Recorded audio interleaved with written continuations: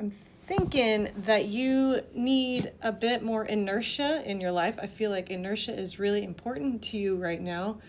And I want to say that it's absolutely necessary to be really still.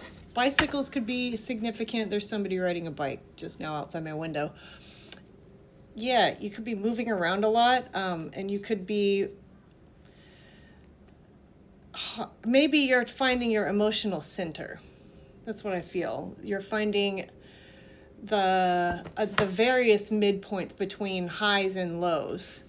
Maybe you experience bipolar or something like that, some flavor of that, if not full bipolar or borderline or autism. Even gets you thinking black and white, and it could be that you feel like you need to work harder, but you need to work softer, is what I hear with the King of Cups as a representation of the soft, emotional, masculine 111 on the timer.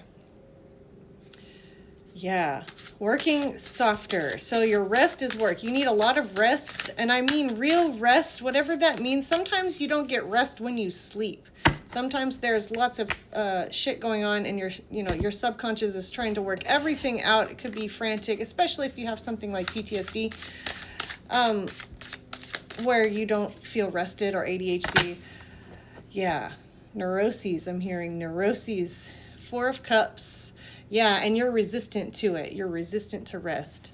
And I feel you. I'm a bit fast myself. I'm a bit windy. Temperance to confirm the message. She's balancing it out. She's not in a rush. 1 foot in the water, 1 foot on the ground. And no water lost. So I'm hearing repair the leak before filling the cup. And I'm hearing to trust, ultra trust, big time. And that's where that's where the midpoint is, the emotional center. Instead of, yep, Four of Swords. I knew Four of Swords is going to come out. This is the ultimate rest card. The emotional center. And various emotional centers. Like boredom is an emotional center. It's a pretty good anchor point, but it still has a little texture and irritation. Some may find boredom excruciating. I know I used to, but it's really good to notice your thinking mind. And something fell out. And I don't want to say completely detached from it. 8 of Pentacles, not completely detached from it, but you could think of it as studying it and realizing that it is kind of an entity in a way. It's not in the sense that it isn't your physical apparatus. It's connected to it, and by doing this work, I'm hearing breath work. I'm hearing like a stuck diaphragm. So midpoint. Right? You could be like really good at things. You could be really good at things. Maybe you start and stop a lot. You burn the candle at both ends. You crash out. All of this is okay. But it's also, something that maybe you have needed to address for a while now.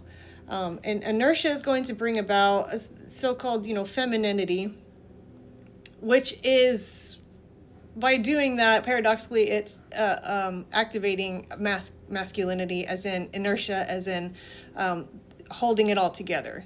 You need inertia to make any kind of structure at all.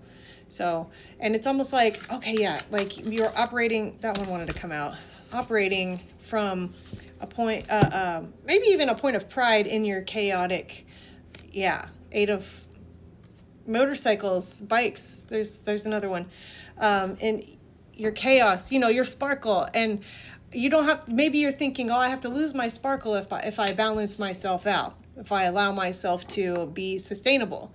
And I want you to know that absolutely not. That is not true. You couldn't lose your sparkle. You couldn't divorce your sparkle if you tried. You can't quit you. You won't quit you. You are in love with you. And this is how you're going to meet yourself in love. And I'm hearing there's a partner coming in too. There's some kind of partner or divine counterpart. It couldn't, maybe it doesn't have to be a romantic partner. It could be a friendship. I'm hearing maybe some of y'all are in the aromantic realm, and it would make sense, you know, and maybe something you thought was impossible. King of Swords as a beautiful, beautiful representation of, I think, androgyny. I don't know. I'm gonna have to Google it. Androgynous. She's an androgynous person, or they. And this is, to me, you know, representing the balance, like temperance, balancing out the duality in you, while enjoying aspects of duality to the fullest, and more efficiently. I'm hearing running out of time. You feel like you're running out of time when you rest. There's so many cards. Rain could be significant. It was raining today and cards are raining down. You could be feeling like you're running out of time, and I hear it in a different meaning, as in you're running out of step, out of time, like musically.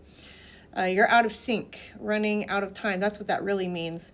Or taking yourself outside of time, which is a perceived structure, which requires inertia, a 0 point, a midpoint, the Hermit. Yeah. The Hermit, and what else? What the Hermit, 3 of Wands, a stable vantage point. So it's not like the Fool card. She's not stepping out off of a ledge, you know, dashed it all to the wind. It's a relatively safe looking beach there. And the Hermit, I mean, this is an inside game. This is a you game. You're really getting to know you now, and you're really discovering your power.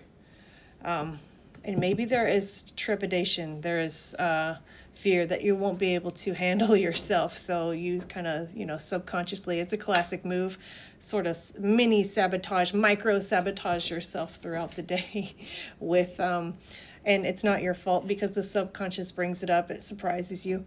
But I'm hearing that you have planted a lot of healed seeds, and you are integrating your trauma. Knight of Cups, and I think King of Cups was present as well. So this is a masculine read. Masculine, and as a way, 722 on the timer and 304 on my clock.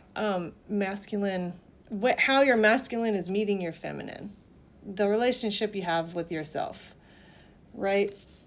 Offering yourself the many voices in your head, and offering relief. Yeah, a relief, a reprieve, and a place to land. That was a beautiful read. One less card. 4 of Cups again. Okay, you're gonna have to take this.